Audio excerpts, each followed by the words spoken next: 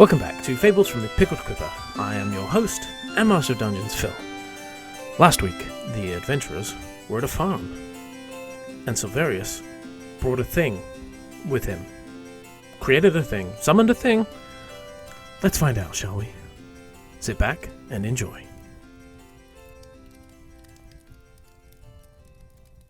Welcome to Session 7, everybody. Congratulations on living this long. Was a little concerned last week, but hey, you pulled through, so all good. I think you just started in town last week, didn't you? You did a little moving around, did some shopping, and then agreed to go to the farm to pick up supplies for Ingfrim at the Dried Bunch. He gave you a list. You were sent to pick up some items from the river. You made your way over to the farm itself. At the farm, you met up with Julia Ringhart, explained that there were a couple of things that needed taken care of, one of which was a family of axebeaks who had taken up nesting site in one part of the farm, and you gallantly created a plan to help get all of that sorted out. It went terribly. You angered the birds, and they literally raged. But that was fine right up until the manticore appeared. Things got a little bit worse then. But you guys were able to fight off the manticore, save the father axebeak. The axebeaks left. The manticore was slain, and I believe you took a short rest inside the farmhouse with Julia and Myron and Garth. And I believe that is that's where we're at. During the rest, Silverius spent some time composing a letter that no one could read, and summoning... Well, why don't you describe it, Silverius? It's an ice blue, in essence, a pseudo-dragon. Is it a dragon? Is it not a dragon? It's hard to say. It is a tiny dragon. So it is very small. You guys have taken your short rest, had a little meal. I guess while we're taking the rest, I just wanted to do something as well. I am going to use my my jeweler's tools to make a little bracelet. It's not going to be very complex. It's pretty much going to be sort of like twined sort of threads, sort of kind of woven together. And then I'm going to attach a manticore teeth to it. Okay. And I am going to give it to Claire. Before you do, I'm not going to give it to Claire. do you have proficiency with jeweler's tools, or do you just have the tools? I do, Okay. yeah. Go ahead and make a check with your jeweler's tools then. Oh, I will. I'd say this would be Dex mod plus proficiency. Okay. Oh, 12. You spend a little time during the rest just working this out. So you said it was twine that you were... what's it made of specifically? What material for the main bracelet? It is made of sort of a hemp sort of twine. So yeah, you're able to... Just some sort of basics I had in with the kit. Yeah. No problem. Given you're not in a particularly great setting, this is, it's serviceable for now. I wander over to Claire and I hand it to her, and I say, this is just to remind you that you can be strong, and you can do great things. You do not need to be quite so fearful. Claire takes it from her and kind of turns it over in her hand and is looking at the quality of it. Don't look too close. And just as Jessica, oh, well, this is mighty kind of you. In my tribe, it's something that we do. Hunters, from time to time we'll collect trophies. as a reminder of deeds we've done. She'll take it and, casually maybe just cast a little bit of mending on some of the parts that look maybe a little weak. Okay. Yeah, that kind of basically bolsters it to where, unless something significant happens, it's going to survive standard wear and tear at this point. Well, thank you. I'll treasure it for always. And she immediately puts it around her neck. Yeah, she just says maybe at some point I'll make something a bit more elaborate when I have a little more time. Well, I think it's lovely just the way it is. Thank you. During that hour, Julia sets Garth and Myron the task of gathering the remaining items as requested by Ingfram. Julia says, right, so we'll send one of the horses with you, as well as Garth, to make sure that the horse is kept under control. It can be a little bit high-spirited. You need about 12 bushels of wheat, 3 dozen cork bulb roots, 2 bushels of the flame stalks. I think that will be all you'll need. Was there anything else you needed? Gray chanterelles. Oh yes, grey chanterelles. So Myron sort of grudgingly disappears and comes back. There's about 18 grey chanterelles on him. Well, put them into some sort of container for them. Goodness. So you now have these items. It'll take you a little bit to prepare them before you head out, but otherwise you're good to go there. Was there anything you wanted to do before heading back? If I may give a little more elaboration to Silvarius's summoning of his Of course. familiar. Because this will take most of that period anyway. You're sort of like off in the corner while all this is going on. Okay, yeah. So during that time period, Silvarius is kind of knelt down, very much almost like just prayer kneeling. He places the brazier on the ground, and he spreads coal around it, pulls out a kindling set and lights it, and he's muttering in Draconic the spell incantations as he's kind of ripping pieces of herbs and sprinkling it in. And as he's sprinkling the herbs into the fire, it's constantly like spurting blue flames where the herbs land into the flame. And at a point, he gets to his incantation where the flames turn completely blue, and the little pseudo-dragon crawls out of the top of the brazier and kind of starts to like float, or gets up out of it, flaps his wings a couple times, flies up, and Silvarius catches it on his extended hand, greets it to this world. Oh, And at a point when the storm clears, provided nothing else happens, Phil, he's gonna go to a window and just kind of mutters to it, "Key dogs, carry this letter, fly north." Silly question, can I direct it to my quote-unquote homeland? Yeah. Yeah, you can let him know what to do. Okay. And he will take it. he looks at you briefly. Are you speaking Common or Draconic? Draconic. Okay.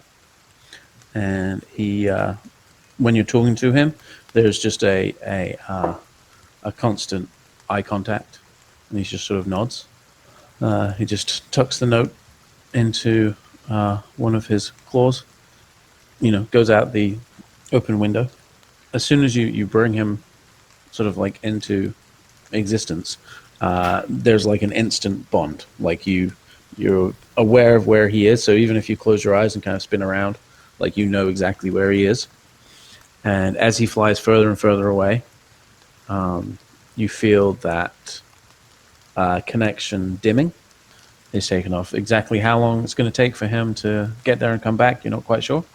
But he's going full blast.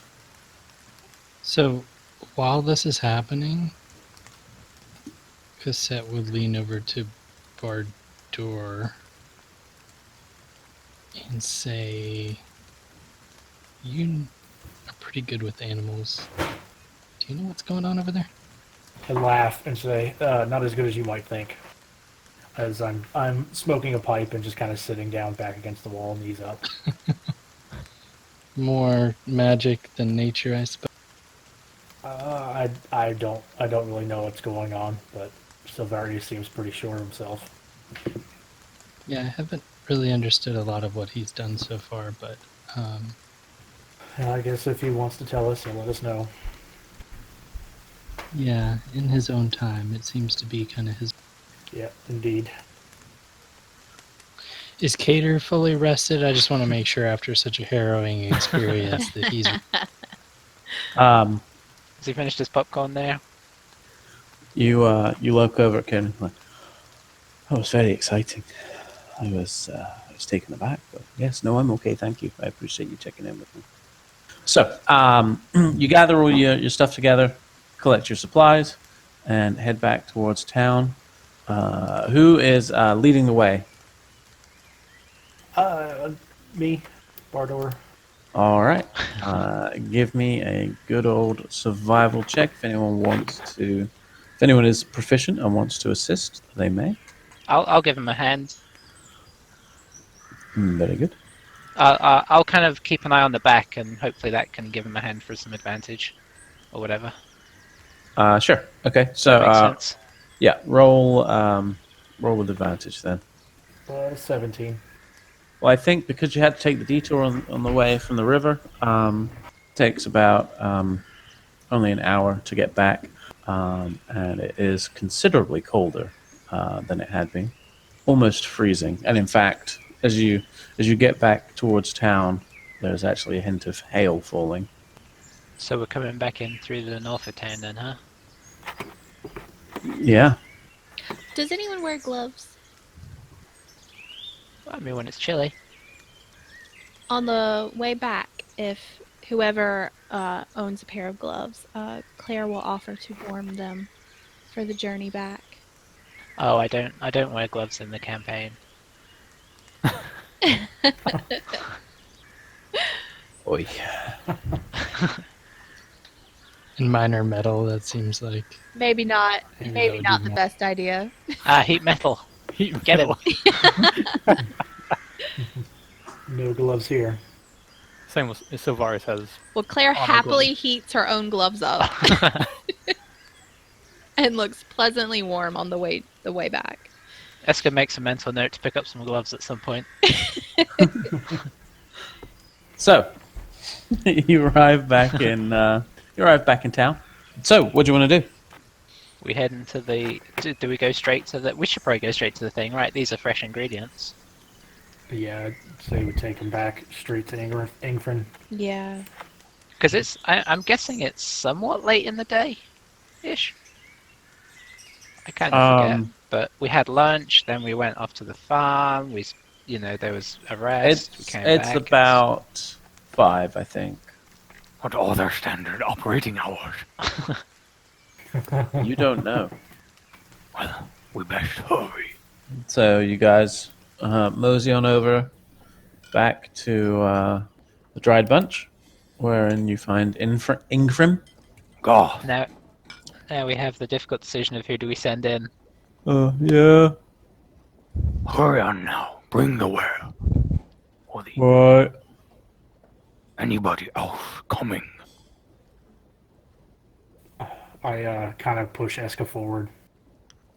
Claire will follow in behind Silvarius. You want me to go? Talk to him. Okay. I I'll- guess I'll. I haven't been in, so. I'll kind of like hang in the back. I don't really feel like talking to him, but I'll head in just in case Silvarius starts a fight. Oh, you're back. Well, probably should have been here a little sooner. Figured we made good time, all things considered. If you say so. Were you able to get everything on the list? I believe so. Goth, present our findings. Here you go. And Garth just starts throwing things into the Dried Bunch. Do mind where you're putting those things? I mean, those aren't delicate. Oh, except the chanterelles. Those should be carefully placed.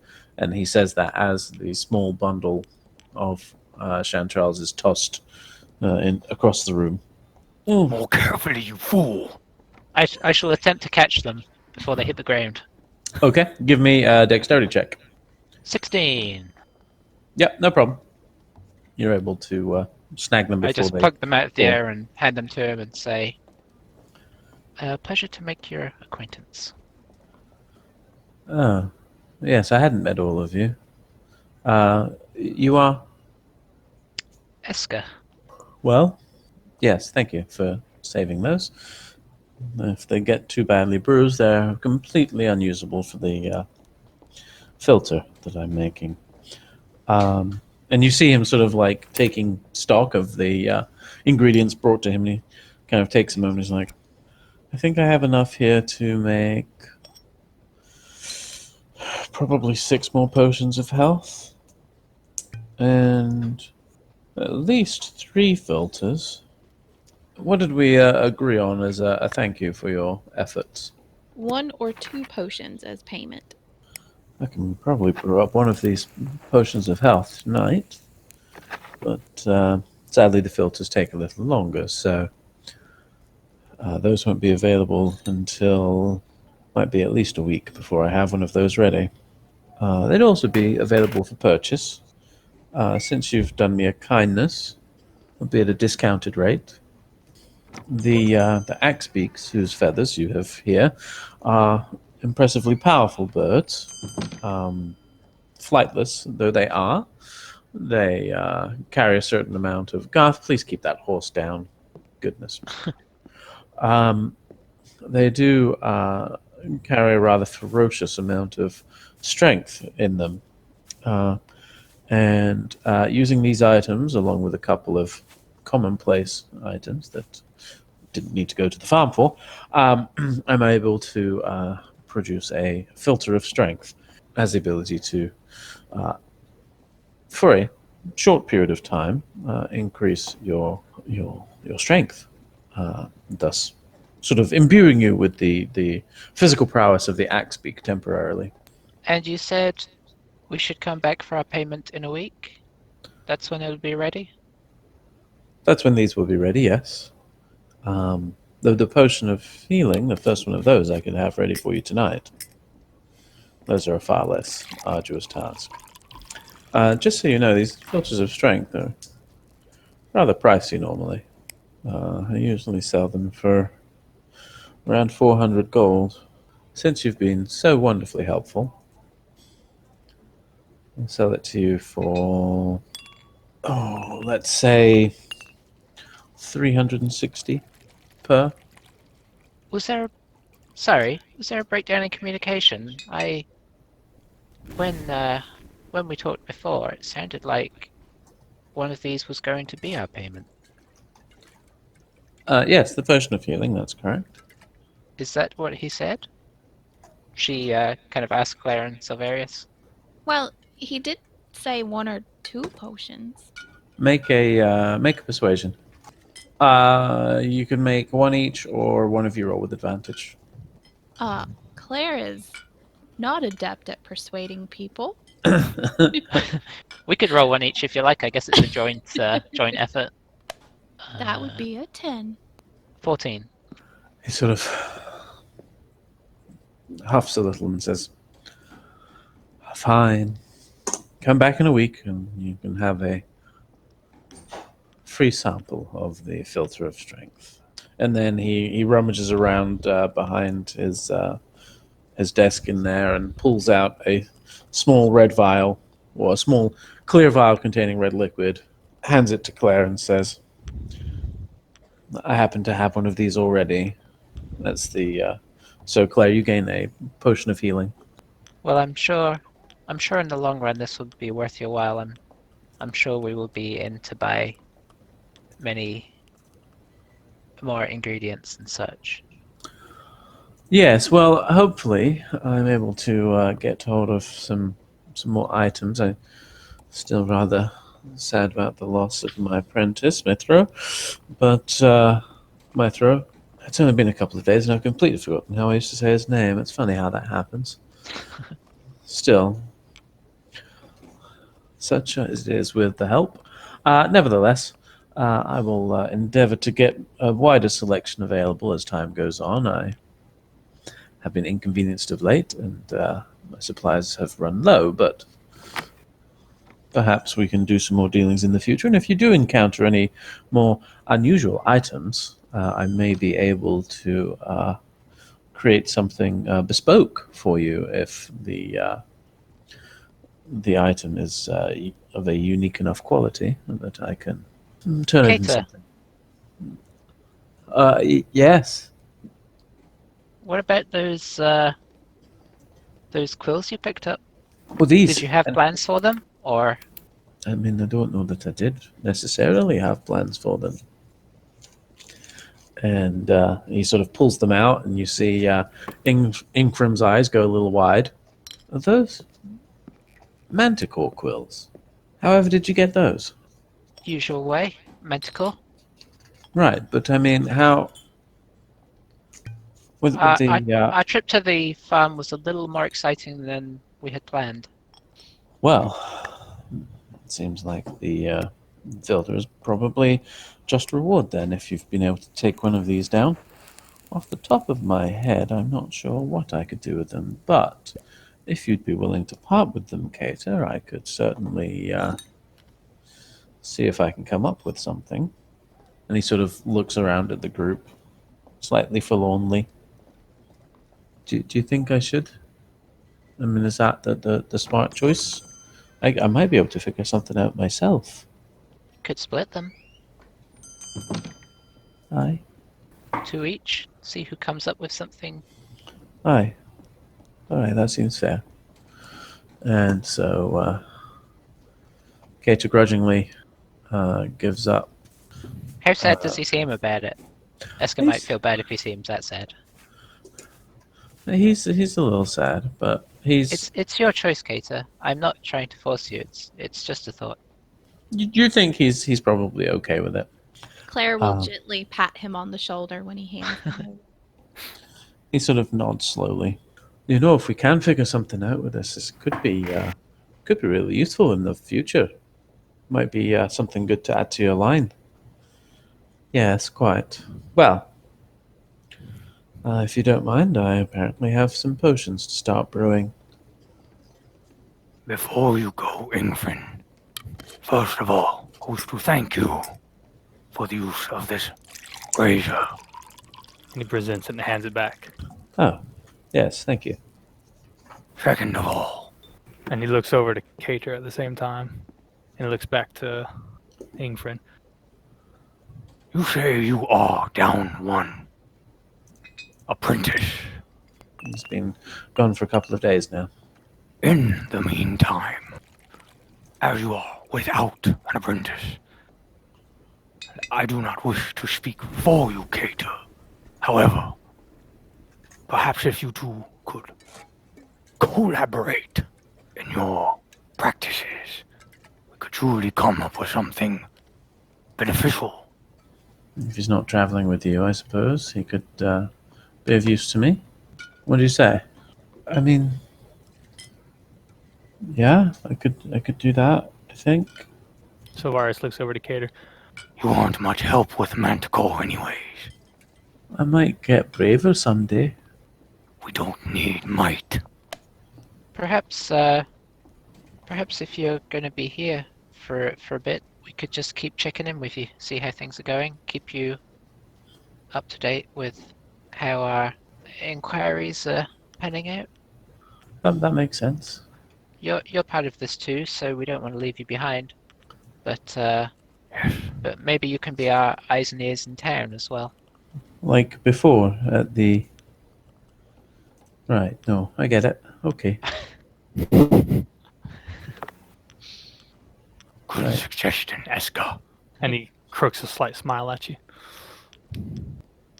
Eska nods. I have no intention of leaving you here, Cater. We are in this together. And you see him perk up at that. I'm gonna poke Aska at that point, and then I'm just whisper, "Ask about the thing," and then I step out with Cassette. And Garth's out there talking to Cassette. You get out there, and Garth has been Riveting conversation. he's been talking about Harvey, the horse. And specifically, as you get out that bar door, he's talking about how Harvey had a really bad case of tapeworms that they'd been trying to treat him for with a variety of different routes, but it hadn't been going very well. But Ingfrim was providing them with a new lotion that had to be applied that was supposed to do the trick. Cassette looks very relieved to see you appear. Right, okay, so I will... I can stay here and perhaps hone my skills a little bit, and we can work together to see if we can figure out something to do with these manticores. Ingfrin, Yes. can I be frank with you? Certain you'd called yourself Eska earlier, but yes, you may. We find ourselves as a group a little bit lost in this place, as if something has put us out of place, and we're still trying to discover what happened. I don't know the full breadth of your abilities, but have you sensed anything strange within the last couple of days? Almost a shift, magical or supernatural? No, I can't say that I have, really. Aside from the disappearance of my throne, everything's been business as usual, really. Just quickly remind me what happened to him. I don't know, he just stopped being here. He just didn't show up for work one day. And nobody's heard anything from him since? Not to my knowledge. Do you know where he lives? I didn't feel it necessary to find out such information. I know he had a habit of, like I said, he was known to fall in with the wrong crowd, and it wouldn't surprise me if he got caught up in that unfortunate business up at the Pickled Quipper, truth be told. What did he look like? Young halfling, curly hair, face you want to punch, that sort of thing. Out of character, does that ring any kind of bells to any of us? Silverius, Claire, and Eska make a, I guess this would be history. Ooh, that would be a 23 for me. Gosh. And unnatural 20 for Solarius. And a 2 for Eska. She remembered no halflings. Yeah. Never seen a halfling in her life. What's a What is a halfling? halfling? Yeah. Claire, you recall you were sitting next to a halfling in the bar. If memory serves, you think she was a she, not a he. And both you and Silverius, you think it's entirely possible that there may have been another halfling in there, sitting playing cards with a group. I was fairly busy, so there were a lot of people milling around. But there were a couple of card games going. Couldn't say with certainty. Well, I do hope he turns up. Yes, well, But we should. I don't want to waste any more of your time. Perhaps we should head Too on late. ahead. yes, good idea. Leave your man with me here, and I'll get him started on helping me with these potions, and maybe who knows, maybe I can get the filter done a day or so earlier with his assistance. Very good. Eska will walk out. Claire's just she's gonna follow out, but she is going to wave to Cater as she leaves. And he sort of like Same with the gears. slightly distractedly waves back at you as he's already sort of like diving into the joys of this herbalist's setup. You saw he was already in the corner, like looking through the shelves and stuff, and sort of digging around. And as you walk out the door, you hear Ingrim say, "Right, come on, no, step away from that. Don't touch that. No, please put that down." I've got a horrible feeling he's going to impale himself on a manticore spine and kill himself, but we'll see. Let's see. At least he'll be Oh, no. supervised if he does. He's rolling for it. No, no. No. It's all right. There was a 1% chance. And then it's like, oh, you hear Yeah. He's okay for now. okay, not to intervene, but I wanted to talk to Cosette while everybody else was inside. Yes. Okay. No, So not a I'm problem. gonna kind of Cosette a word. Yes, please. Scratch behind my ear and kind of look a little uncomfortable. Look, I wouldn't normally say this sort of thing, but we're in some weird times here with all this weird shift thing. So I think I saw something out in the woods earlier today. This girl was a girl, then she was an old woman. She disappeared. Sounds strange enough, maybe not. But what happened, I just don't understand what happened, but she bit her thumb, like as she was biting a nail off. And when I looked down, my nail wasn't there anymore. Same spot. And the funny thing too is I was having these flashes like it was a dream or a vision. That I was in another spot with other people, but you were there. I could see you out of the corner of my eyes. I don't think I was with you? Yeah, you were with me. And I don't think I've met you before in a couple days from now, but it felt real. It was like a dream, but it was like it was real. And I don't know if you ever had anything like that happen before, but since this weird dimensional otherworldly shift is happening, I just thought I'd mention it. I didn't want to mention it in front of everybody else because I already feel weird enough the way it is. This is while we were gathering supplies. Yeah, I was up on the bridge with Eska, and we were just looking around to make sure that everything was clear. And just off in the distance, I saw this girl, and she morphed into this old woman and disappeared. But Eska didn't see anything either. It was like it was just me. I don't know whether it was magic, vision. I don't know what it was. Did you eat any of the mushrooms that we were gathering? Barter laughs. Fair question, but I don't think it was that last. Okay. Make a sanity check for Cassette. 3. 3. Like as Bardor's explaining this to you, you kind of, especially when he describes having seen him before, as you kind of think back, as he's describing all these events, you suddenly get this memory of him biting his fingernail off and spitting it across the room,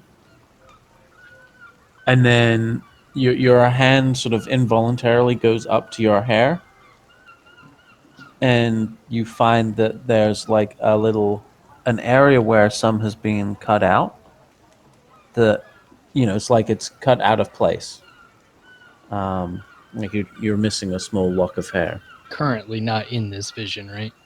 Right. Presently, like while you're kind of remembering this, your hand just goes up to feel for your hair, and there is some that is not present that normally would be there. It's not like you're like half bald or anything. It's just like a little bit, like, because you know how your hair normally would be, and there's definitely some that is absent. If you all look at your character sheets, you will notice that you have an extra block on there now, listing your total sanity points. Cassette, can you please roll me a d6? Am I trying to roll high or low? Okay, so you're going to take that away from your total sanity points.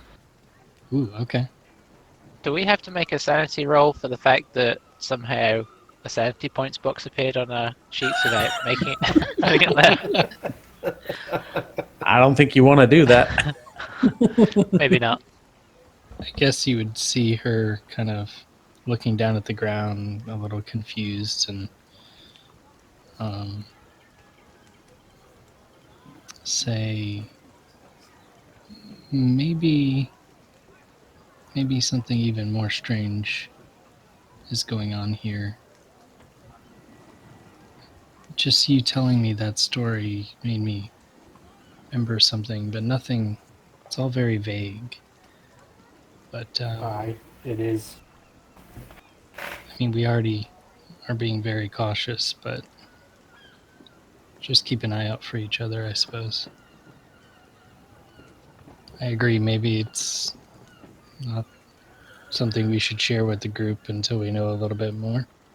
I just shrug my shoulders and shake my head. I guess I have no idea what's happening. It's just when I think some normality is returning, something like that happens, and I don't know what to make of it. No one's really completely earned each other's trust yet, and she just kind of like, you can see her just like thinking in her head, but not really paying. It's about that time that the others wander out, and you hear Ingrim start fussing at Cato. And Cassette like sees everyone, file out, and it's like looking at the door and back at the group and back at the door. And did something happen to Cater again? Yes, he's. Don't worry, he's alive. But he is. He's gonna work at the shop for a little bit whilst we're investigating around. Maybe keep an ear to the ground in town whilst we're not here. Seems like a sort of win-win situation for everybody. Yeah, perhaps that's for the best. Found it better we allocate his skill set towards something more familiar to him. But that leaves us with no definite plans. Badur, I wasn't able to really glean any more information. Ingrim doesn't seem to have any knowledge of anything particularly out of the ordinary. What does everybody think? Where should we head? What should we do? It was previously discussed or mentioned, and I believe it was from you, Eska, that we could earn favor in this town, accomplish some tasks. We've still got potentially to help out the shrine, as I shrug over the shoulder and looking over at the Shrine of Morden.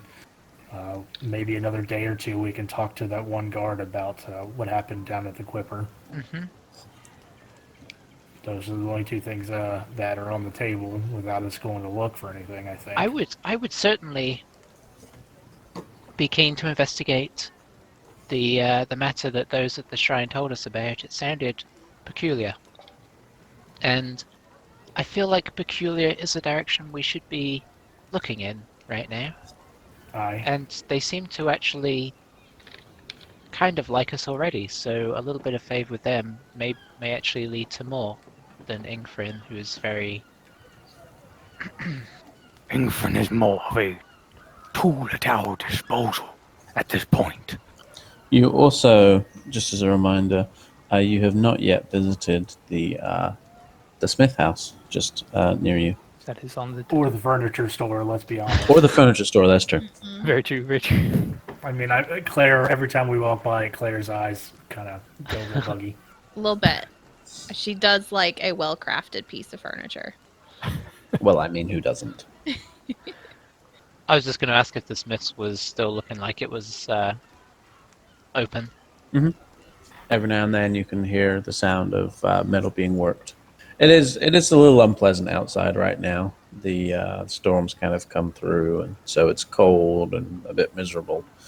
But, by all means, stand out there for 30 minutes talking. Just like home.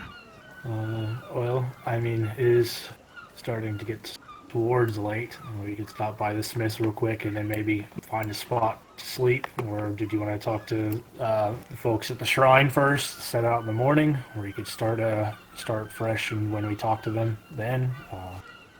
Before the night is over, I wish to speak with the smithy. Where we go from there, I do not care. Now that we are all here, a brief inquiry to you all. Duarte was the man who got us here. I have been thinking about this in our walking, our travels. The one thing that we can assume we know for certain that down in the caves, the purveyor seemed to have an unusual amount of information on us. It may not be the time currently to visit him, but there could be answers there.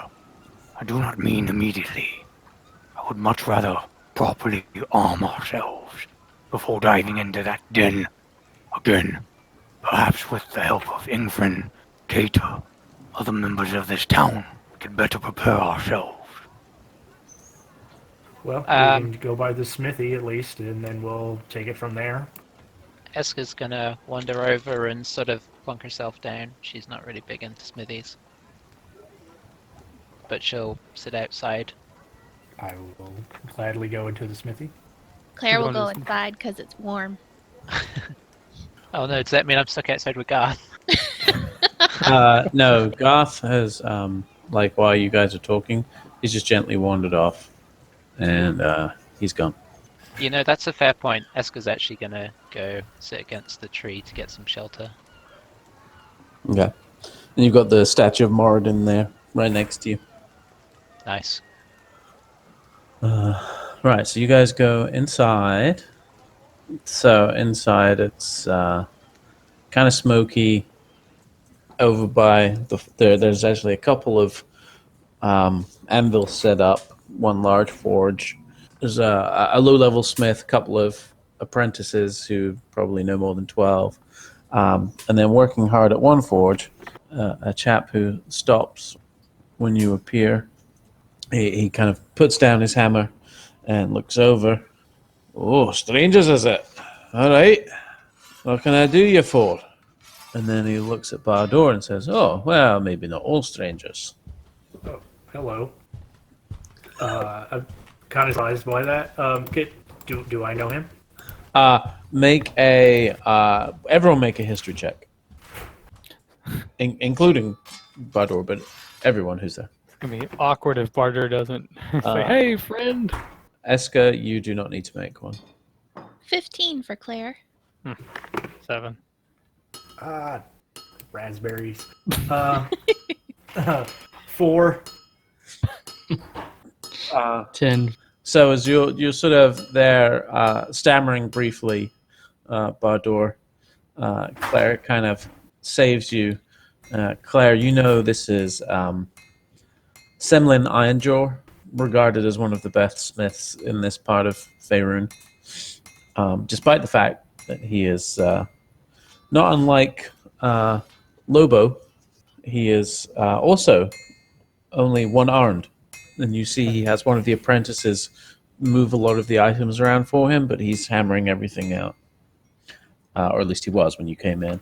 So yes, you know exactly who he is, and you're able to sort of jump in and save Bardoor, who's kind of like momentarily taken aback, thinking about other things. As he's greeting Bardoor and seeing Bardoor kind of just zoned out, Claire's gonna subtly just elbow Bardoor and say, "Greetings, Simlin. It's nice to see you again." Yes. Sorry, I've lost in thought. Hello again. Yeah, that was all. Now that she's jogged your memory, yes, you remember who he is. It was more that you were distracted.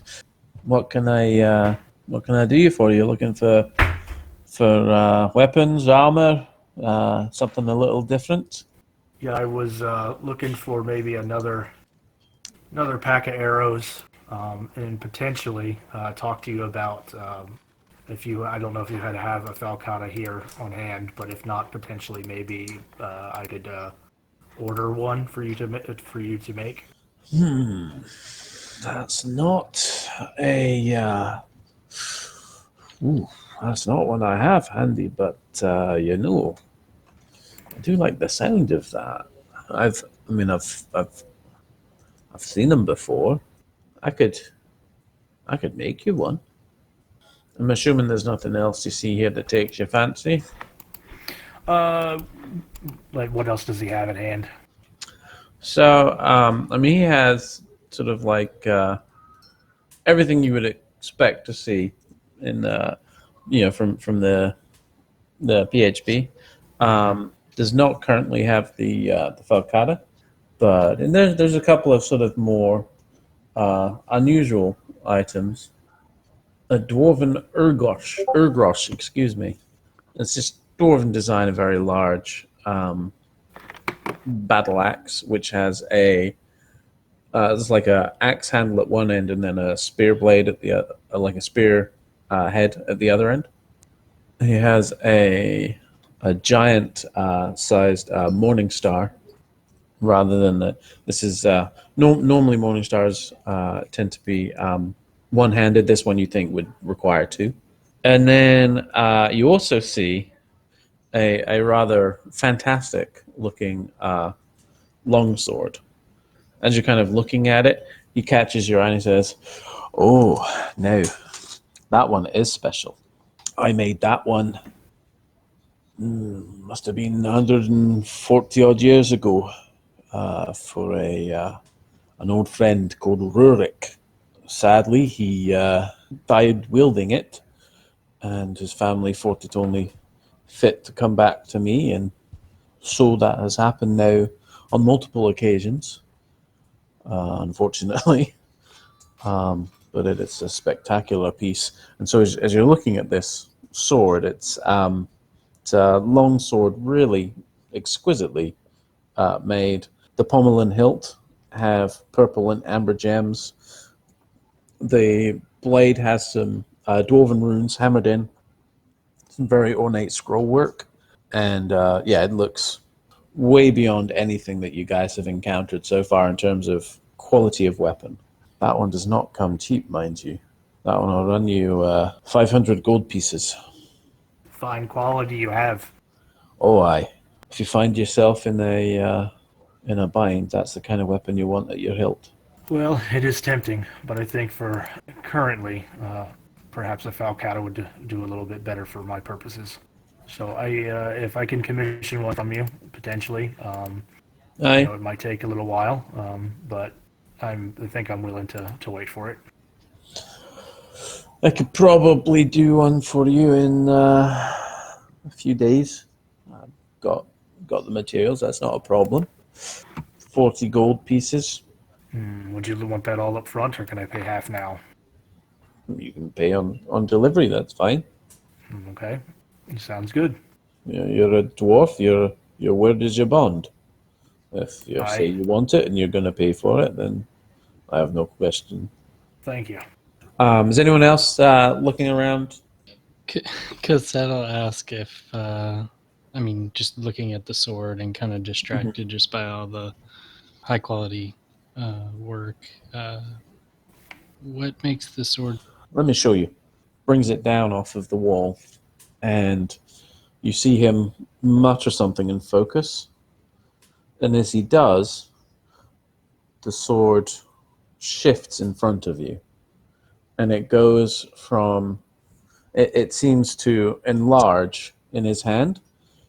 And what was once a long sword now appears to be a great sword. You can see as he does so, the gems in the pommel and hilt glow vibrantly, and it lights up the whole forge. That lasts for a good at least 10 seconds. You have this very bright light, bright sort of purple and amber light, and then eventually the gems soften again, and now he is holding a great sword.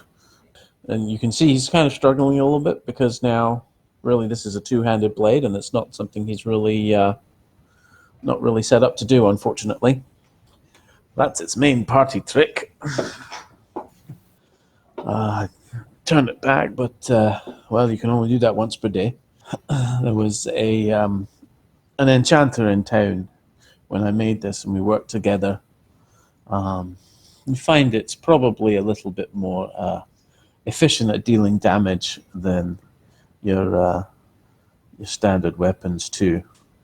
For mechanic's sake, it is a +1 sword of the form that it is in. So right now it is considered to be a +1 greatsword. Once per day, as a bonus action, you can focus and change shape between greatsword, longsword, and shortsword. gems glow, emitting bright light for 20 feet around, lasting 2 rounds. All versions of the sword, it like maintains its same imagery. It just sort of basically scales to fit the type of sword that it's being used as at the time. She's just kind of like in awe, and kind of like holds her hand out to see if she'll let him, or let her like kind of swing it and just kind of get the weight of it. Yeah, and he's happy to let you hold it. You can see he's very proud of this piece. He's a little sad that it doesn't necessarily have a great track record, knowing that the original owner, Rurik, died with this in his hand. He is fiercely proud of the fact that he has it and that he's been able to pass it on to others. Well, this is masterful work. I think we can all agree it's a little out of kind of our price range now, but perhaps one day. And he says, look, just do me a favor. Make sure you get the funds before one of those pissant Drake Wardens does. I'd much rather see it in the hands of good, honest folk like you. Bardor, while you're sort of watching Cassette like do her little test swing with the sword, there's one other item that catches your eye. You didn't see it at first because it was kind of like sitting in the corner, hidden amongst some of the armor. But there is a set of, kind of looks like splint mail, but it's a little tricky to be sure. And so what you're seeing is you kind of like look a little closer. It is splint mail, but it's blue, like it's in shades of blue. So it's like a full set of splint mail. As you kind of move and the light hits it, it's almost like the armor ripples as the light changes on how it hits it. And again, Semlin pipes up and he says, "Oh, aye, now that one I can't take credit for. That I got in exchange for something many years ago, and I've not had a taker for it yet, but well, maybe one day.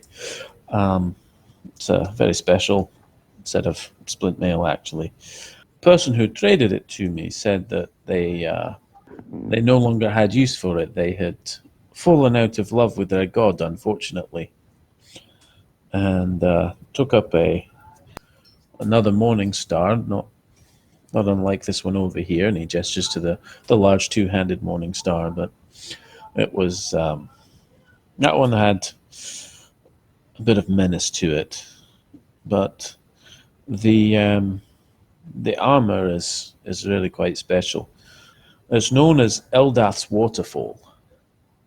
Well, Cassette and he immediately like focuses her attention back to that conversation now. He picks up the suit of, well, actually, he gestures over to one of the apprentices to pick up the armor. And, they have like the troughs of water there so that they can sort of douse the weaponry as they're working on it.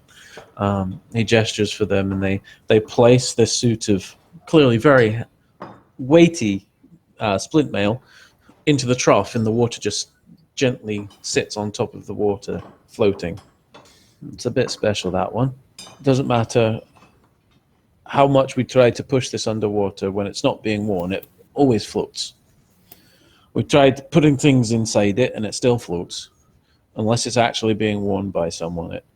Some of these apprentices are kind of weaklings still, and he gestures to one who kind of blushes and looks away, and you can see he's kind of bit of kind of got noodle arms. He's not particularly well built at all, unlike some of the other apprentices there who are pretty well jacked at this point.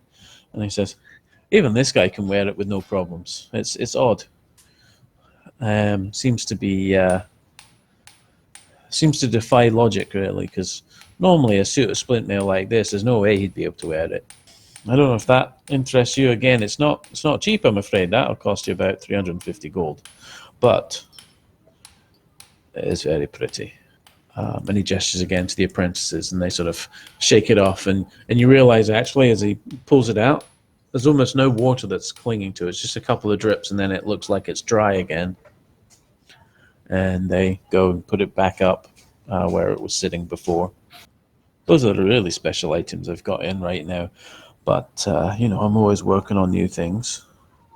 I hope to have more.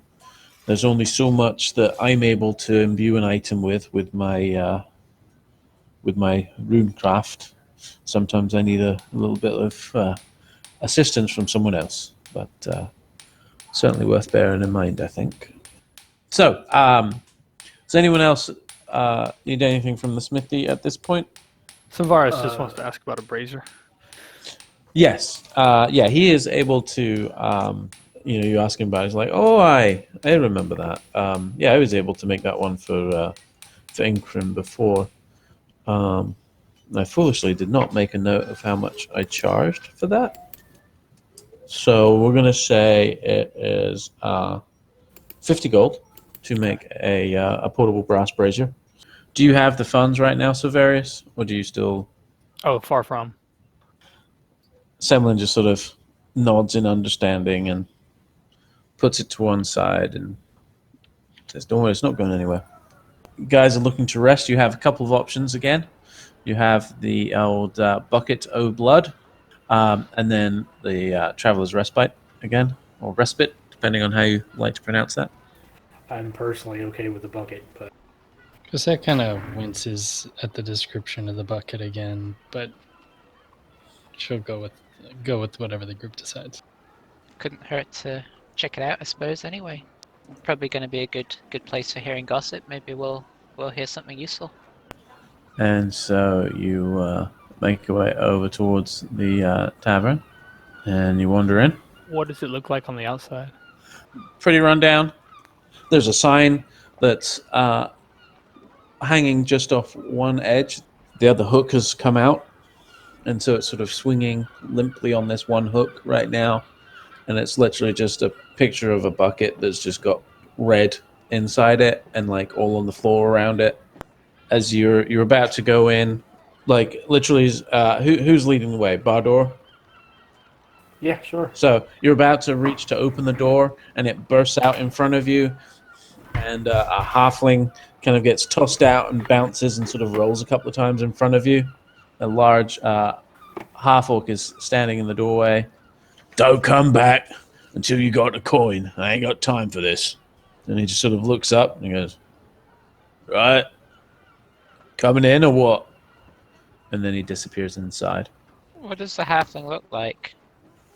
I was thinking the same Yep. thing. He is sort of like middle-aged, slightly graying hair, bit of a paunch to him. Clothes look a bit raggedy. Probably a bit down on his luck, really. Does not fit the description of Mithra. Eska kind of looks at them intently for a moment and then turns back. Yeah, I'm going past the halfling and going inside. Okay, and you would know that the half-orc that you saw there was the owner. His name is Gim the Cudgeler. And Eska, as you're sort of looking at this halfling, you do see there's a large sort of like lump that's forming on the halfling's forehead that apparently got there as a result of a cudgeling. How down on his luck does he look? Very. Eska kind of turns to go back in, but then kind of seeing that kind of turns back to him and just says, "You okay?" What's it to you?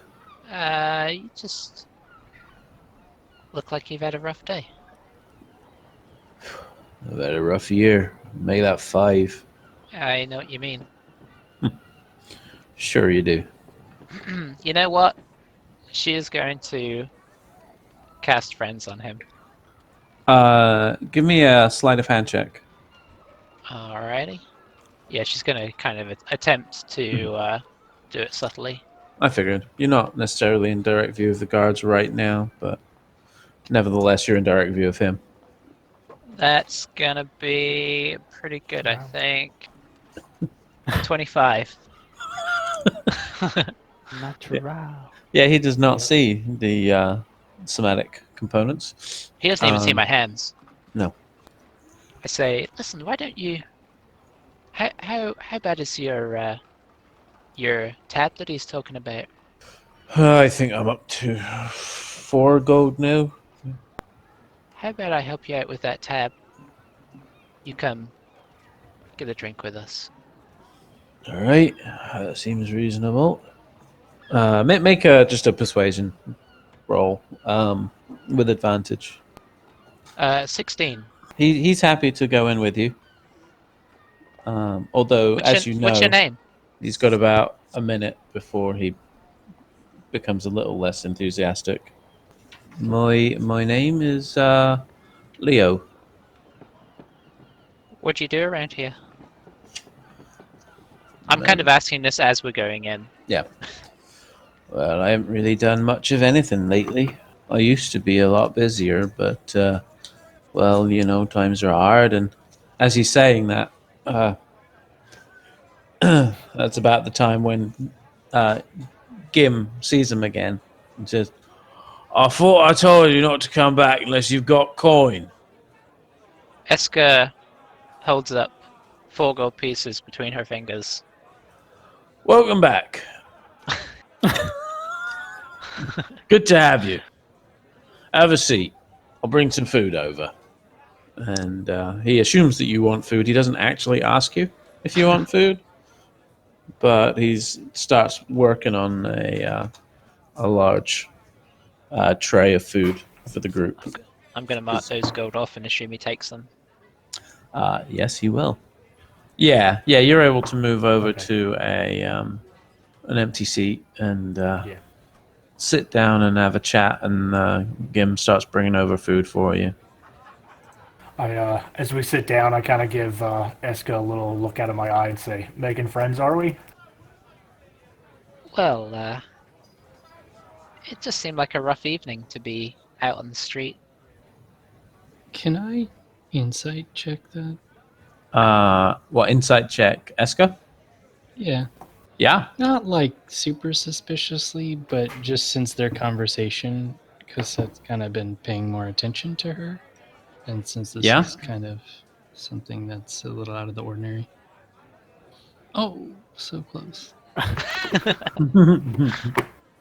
do love it that we have the 3D dice so you get it's like 19, the 19, same 19, 3. pain. It comes across everyone's screen too, which is great. Yep. Yeah. It's like we're all really here. So what was your Also, yeah, total number? 4. 4. Yeah, you So you just don't a detect super nice anything. You don't detect anything out of order here. And she's not doing it because she, like, suspects something necessarily. Just more she's trying to, gauge what type of person she is. Yeah.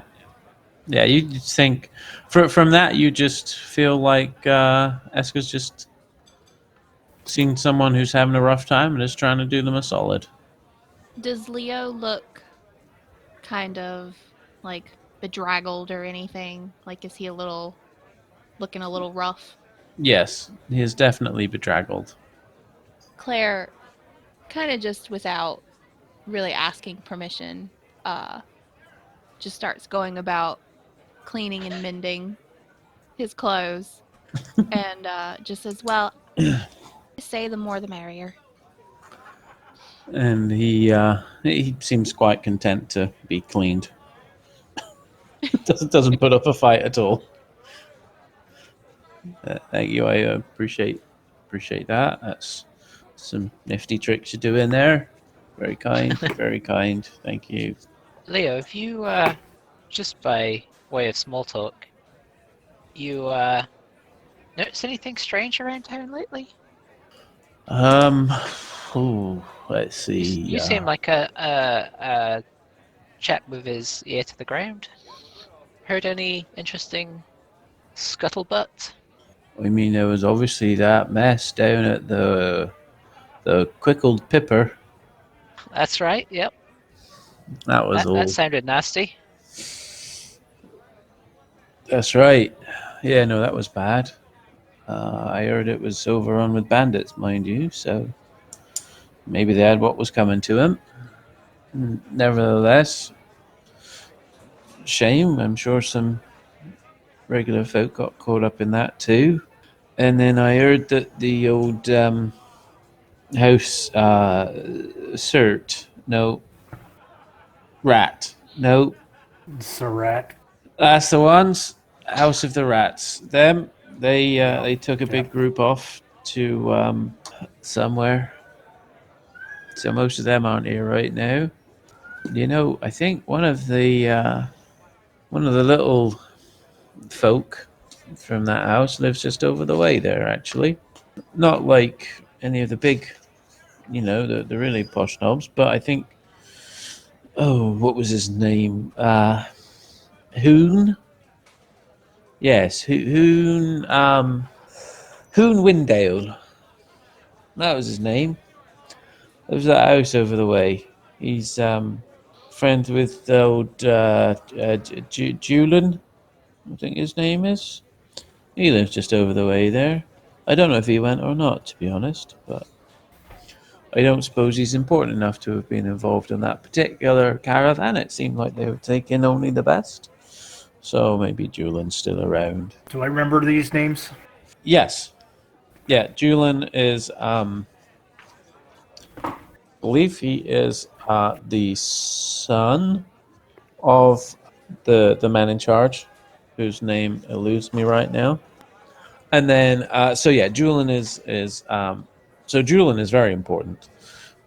He's sort of, theoretically, he's next in line. If I don't know if they follow sort of like a patrilineal thing, but Hoon, you know a little bit about him. He was training to be a priest of Moradin, but he wasn't exactly very devout necessarily.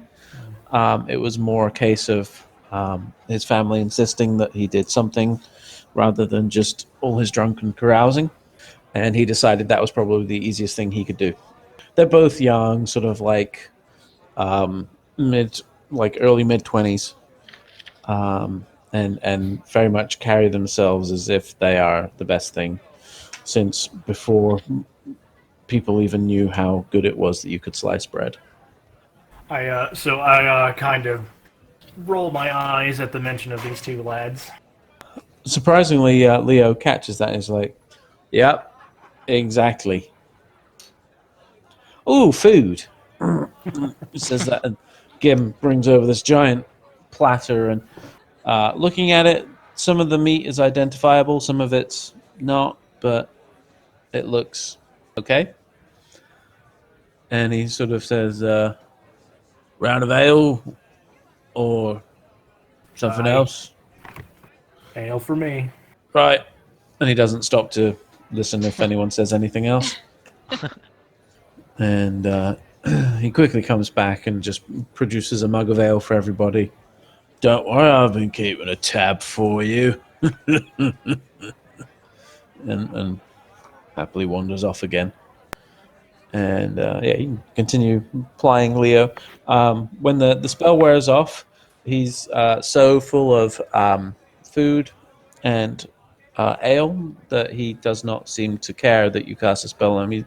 He kind of looks over briefly at Esker and's like, "You cheeky little..." Never mind. Esker just kind of slightly winks back at him. So, you've been asking a lot of questions. You're not from around here then? No, I'm not. Righto. Just passing through. Oh, I see. Yeah, it seemed like a lot of strange things were happening in town, so we got kind of caught up helping out. Strange things, is it? Yeah, you didn't hear about the old dead branch's apprentice? He disappeared. My throat? Yeah. Or have you seen him? I don't suppose I have, actually. Yeah, Ingram said he had flat out disappeared. Well, that's a shame. I quite liked him. Plus, I'm pretty sure he owed me some money. Don't suppose I'm going to see that now. Maybe I'll come back. Well, you know what it is. If someone's disappeared for a couple of days, there's a fair chance they ain't never coming back. Like I said, times are hard. What do you plan to do? Well, I suppose I'll just keep sitting around here and drinking myself into a stupor, and eventually someone will hire me to do something. What is it that you get hired to do? I don't know. I Bit of see. this, bit of that. Bit Not of a jack picky. of all trades, huh? Yep. Well, Leo of all trades, really. Sure, yeah. Jack's my uncle, and actually, he's Just as the one trade? right. He's a cartwright. Yeah. Well, But if we hear of anything whilst we're around town, we'll point them your direction. that would be good. I reckon thanks to your kindness, I reckon I've probably got another month of drinking here before Kim decides to cut me off again. Mm. So that's appreciated. Very kind to meet no strangers. And he just sort of like slumps back in his chair, barely conscious at this point. While that was going on, can I like maybe try to overhear any other conversations, see if anything juicy was going on potentially? Yeah, make a perception check. Okay, 15. 15. Yeah. So you hear again. There's a fair amount of talk about the incident of the pickled quipper that's still kind of doing the rounds at the moment.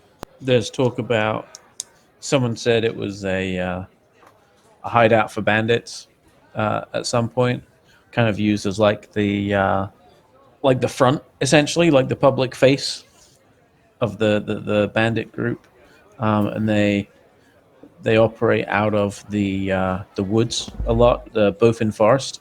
Someone laughs about there's superstitions about the forest, and the Drake's wardens refuse to step into the woods because of these rumors of odd creatures and strange chanting that apparently sometimes is heard there. Strange talk about people being whisked away. You know, when you hear that, two other people at the table sort of shout it down as nonsense. You also hear something about a chap called Gethin, who lives in town. Someone was talking in a hushed tone about how they had managed to obtain unusual contraband through him. You didn't pick up exactly what it was that he was able to obtain, but that this Gethin fellow was a useful contact for that. Yeah, that's what you were able to pick up. Okay, I'll convey that stuff to the party, and I'll follow up saying that in my experience, where there's superstition and myths, there's generally a grain of truth. That's right, says Leo. You hear a gentle snore start to emit from him. So your meal passes reasonably satisfactorily. Kim eventually comes up and picks up your empties and you not staying here or what? I think so. As they look around the party, Right. Cassette just gives kind of like a wince, but that's about it. Claire has a very similar reaction. Eska says, I won't be needing a room. All right. Anyone else not need a room? All right then. That'll be for your food, your drink, and your room. 11 silver pieces, please. all total or individually. If I charged that individually, I wouldn't have any customers. I'm just going to take it out of the group. Does that make sense?